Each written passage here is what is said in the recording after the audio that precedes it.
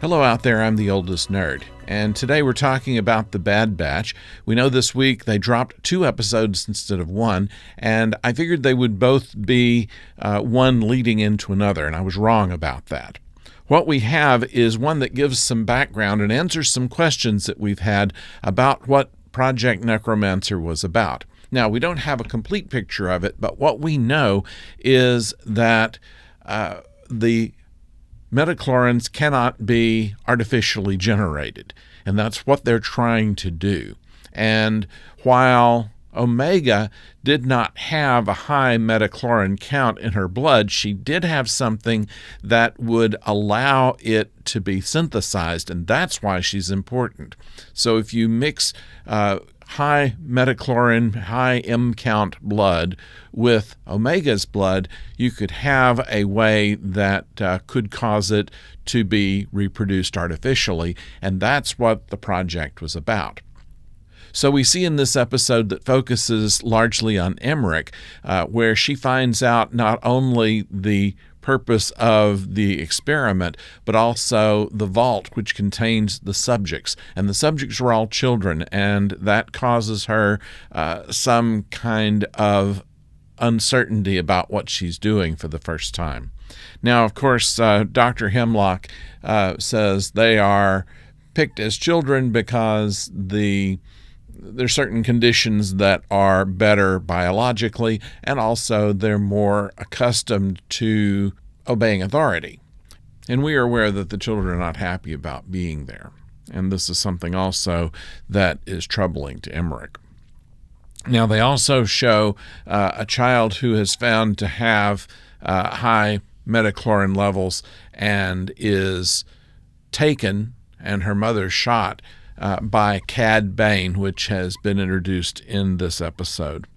So he is one of the people who goes around and finds these force-sensitive people in order for these tests to continue.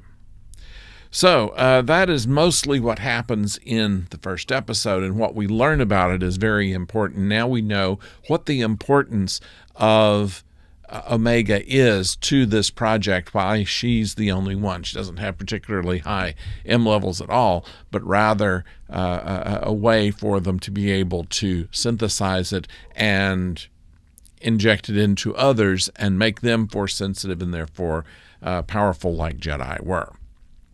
Now, second episode, which is called Point of No Return, it opens up actually with a brief refueling stop for Phee, and the bounty hunter who has been sent by Hemlock to find Omega is gotten aboard her ship and extracted some information from her nav computer and know where the secret base for the Bad Batch is. He proceeds to head that way and bring a squadron of Imperial troops along with him. And with that, there comes a point to where their ship is destroyed. Much of the village and the landscape is burned and ravaged, and it comes to a point to where there does not seem to be anything other to do from Omega's point of view than to give up. And we don't know the situation of Wrecker, and we know that we don't know if they're even going to find an easy way to get off the planet, because one of the things the Empire troops did was destroy all of the ships that were space-worthy. So it should be interesting to see how they get out of that. And that's where the cliffhanger comes in, actually, at the end of the second episode. So once again, the performances are very believable.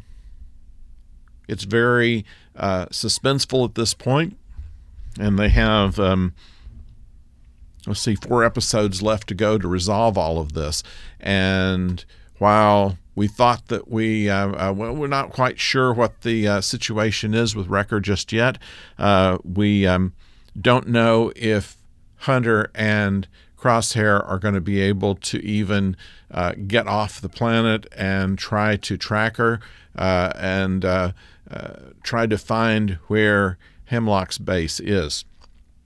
So it's compelling. It makes me want to see it next week, and that's the best you can say for any kind of weekly adventure. They've pulled back on too many introductions of special characters at this point, and with the exception of Cad Bane. So with that, I think that this is a good episode and a suspenseful one as well.